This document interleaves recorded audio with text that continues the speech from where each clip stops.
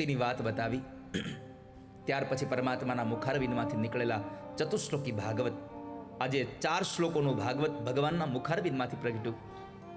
એ ચતુશ્લોકી ભાગવતમાં બતાવ્યું ભગવાને યત્સ્યાત સર્વત્ર સર્વદા, યત્ર તત્ર સર્વત્ર ભગવાન વ્યાપક છે. હું બધામાં છું, બધું મારામાં છે, એવો નિર્ણય જે ભગવાને બતાવ્યો એ શુકદેવજી મહારાજે રાજા પરીક્ષિતને વર્ણવી. અને શ્રીમદ ભાગવત એ મહાપુરાણ છે, એટલે મહાપુરાણના 10 લક્ષણો. અત્ર સર્ગો વિસર્ગશ્ચ સ્થાનમ પોષણ મૂતય મન્વંતરેશાનુ કથા નિરોધો મુક્તિરાશ્રય. સર્ગ વિસર્ગ સ્થાન પોષણ ઉતિ મન્વંતર, ઈશાનો કથા, નિરોધ કથા, મુક્તિ કથા અને આશ્રય કથા, આ 10 લક્ષણો ભગવાન ભાગવતજીના. પુરાણ હોય તો 5 મહાપુરાણ છે, એટલે 10 લક્ષણો બતાવી. અને શ્રીમદ ભાગવતના બીજા સ્કંદને અહીંયા વિશ્રામ કરી તૃતીય સ્કંદમાં વિદુર અને મૈત્રેયના સંવાદની કથા શુકદેવજી મહારાજ રાજા પરીક્ષિતને બતાવે કે વિદુરજી મહારાજે સમૃદ્ધિવાન ઘરને છોડી અને ભગવાનની યાત્રા માટે નીકળી ગયા,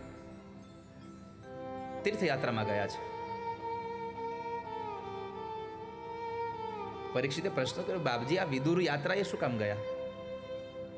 તો કહે છે કે એક વખતના સમયે જ્યારે પાંડવો અને કૌરવો જુગાર રમ્યા, 12 વર્ષનો વનવાસ અને 13મું વર્ષ ગુપ્તવાસ સમાપન થયો.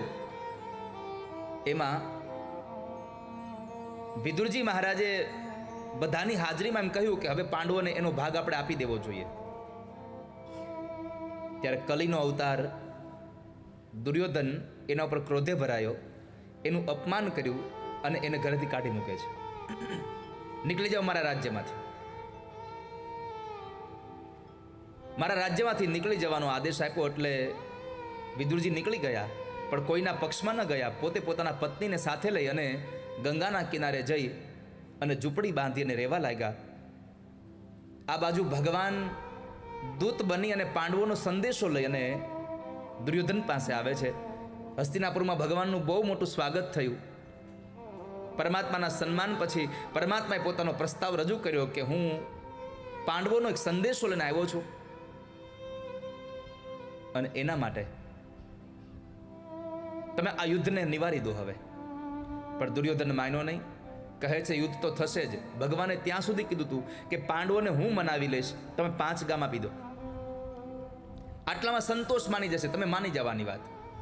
પણ દુર્યોધન માન્યો નહીં અને એણે યુદ્ધ જ ને નિર્ણય રાખ્યો. પરમાત્મા જેવા પરમાત્માની વાત ન માન્યો. આ સંસારમાં વાલા ભક્તજનો, સમાજના કોઈ શ્રેષ્ઠી માણસ જ્યારે કોઈ પોતાનો નિર્ણય આપે ને, તો કદાચ આપણા વિચારધારા પ્રમાણે ન બેસતો હોય ને તો પણ એ નિર્ણયને સ્વીકાર કરવો. કારણ સમાજનો શ્રેષ્ઠી માણસ, સમાજનો મોટો માણસ ક્યારેય પણ સમાજનું ખરાબ થાય એવું ઈચ્છતો જ નથી હોતો. કદાચ આપણી વિચારધારા એની સાથે મેચ ન થતી હોય એટલે આપણને એમ લાગતું હોય કે આ વિચાર ખોટો છે, પણ ખરેખર તો એમાં એનું હિત જ થતું હોય. સમાજનું હિત કરનારા માણસોની વાત સમાજના નાના માણસોએ સ્વીકારવી જોઈએ, એની ઉપેક્ષા ન કરવી જોઈએ. ભગવાન જેવા ભગવાનની વાત ન માન્યો. પછી શું થયું? પરમાત્માને કહે હાલો આપણે બપોર થયા જમી લઈએ. ભગવાન ના પાડતી હતી, હું તારી ઘરે નહીં જમું.